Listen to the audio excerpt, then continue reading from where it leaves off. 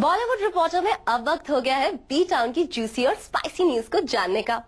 तो फटाफट डालते हैं बॉलीवुड की उन खबरों पर नजर जो आज रही talk of the tinsel town. धीरे से नहीं गिर सकते थे, मेरी उठ जाएगी। धीरे से कैसे गिरते हैं? अगर हम कहें कि एक सीन के लिए विद्या बालन ने लिए 21 टेक्स, तो क्या आप हमारा यकीन करेंगे? नहीं ना। लेकिन जनाब फरहान अख्तर के साथ अपनी अपकमिंग फिल्म शादी के साइड इफेक्ट्स के एक सीन के लिए विद्या और फरहान ने लिए पूरे 21 टेक्स। दरअसल इस फिल्म में विद्या और फरहान को एक इमोशनल सीन शूट करना था, लेकिन जैसे ही कैमरा रोल होता विद्या की हंसी निकल पड़ती थी, जिसके बाद डायरेक्टर को कट बोलना ही पड़ता और ऐसा करते करते पूरा दिन निकल गया, तब जाकर ये सीन ओके हो पाया। चलिए, विद्या जैसी मंझी हुई एक्ट्रेस के लिए 21 टेक्स भी माफ हैं। रणबीर आमिर खान के साथ फिल्म फेस ऑफ के लिए हैं ऑल सेट। इस साल क्रिसमस पर सोलो रिलीज एंजॉय करने वाले आमिर को इस साल क्रिसमस पर रणबीर कपूर से भिड़ना होगा। दरअसल लास्ट ईयर ही रणबीर कपूर की फिल्म बॉम्बे वेलवेट के लिए मेकर्स ने इस साल की क्रिसमस की रिलीज डेट को कर दिया था बुक, और तब तक आमिर खान की तरफ से क्रिसमस रिलीज के लिए कोई फिल्म नहीं थी।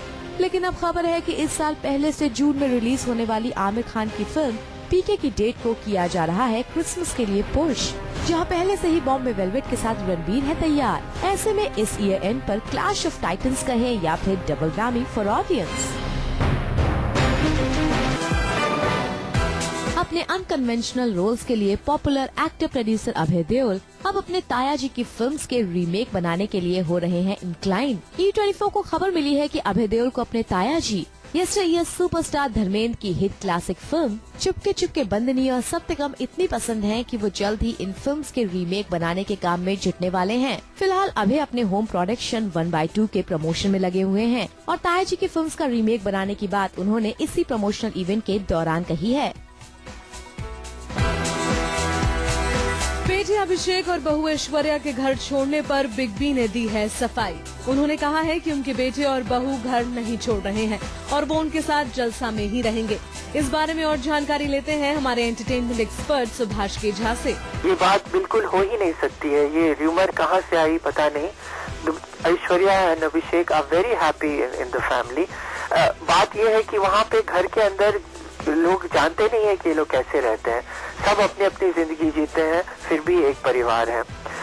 ऐश्वर्या और अभिषेक का मैं घर के अंदर गया हुआ हूँ, इसीलिए बता रहा हूँ आपको कि घर में उनका अपना फ्लैंक है, वो अपने एक उनका अपना अलग अपने रूम्स है, अपना आने जाने का रास्ता है, तो एक साथ रहते हुए भी वो एक प्राइवेसी है उनके लिए।